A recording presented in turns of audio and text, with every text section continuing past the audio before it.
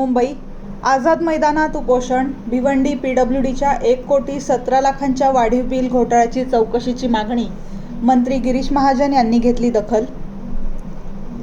सार्वजनिक बांधकाम विभागातील 1,17,00,000हून अधिक रुपयांच्या भ्रष्टाचाराची चौकशी करून संबंधित अधिकाऱ्यांवर निलंबनाची कारवाई करावी या मागणीसाठी भाई आकाश निर्मळ आणि त्यांच्या सहकाऱ्यांनी आजपासून आझाद मैदानात उपोषण सुरू केले आहे.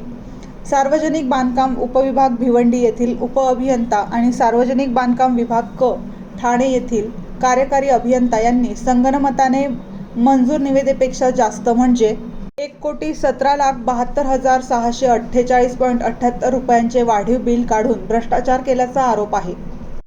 याची चौकशी करून दोषींवर कारवाई व्हावी यासाठी हे उपोषण सुरू करण्यात आले आहे. भाई आकाश निर्मळ यांनी याआधी 4 ते 5 जून 2026 रोजी सार्वजनिक बांधकाम विभाग कार्यालय ठाणे येथे उपोषण केले होते. तेथे माहिती मिळाल्यानंतर त्यांनी ते उपोषण तात्पुरते स्थगित केले होते. आता प्राप्त माहितीच्या आधारे संबंधित अधिकाऱ्यांवर तात्काळ निलंबनाची कारवाई व्हावी या मागणीसाठी त्यांनी आझाद मैदानात उपोषणाचे हत्यार उपसले आहे.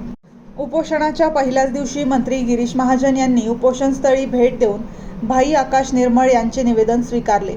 संबंधित विभागाच्या मंत्र्यांसोबत बैठक लावून देऊ असे आश्वासन त्यांनी भाई निर्मळ यांना दिले. या उपोषणाला लोकमित्र रमेश इंदुराव सर, भाई दिनेश वाडेकर, काँग्रेस पक्षाच्या रोजगार हमी योजना प्रदेश अध्यक्ष विद्या वाहुले, बाळासाहेब हरड, गीताराम भिसे, हरिश्चंद्र भासे यांच्यासह मोठ्या संख्येने कार्यकर्ते उपस्थित होते. प्रशासनाने लवकरात लवकर चौकशी करून दोषींवर कारवाई करावी, अन्यथा आंदोलन तीव्र करण्यात येईल असा इशारा आंदोलकांनी दिला आहे. वृत्तसंकलन के.आर. शेजवळ, विभागीय संपादक, मुंबई.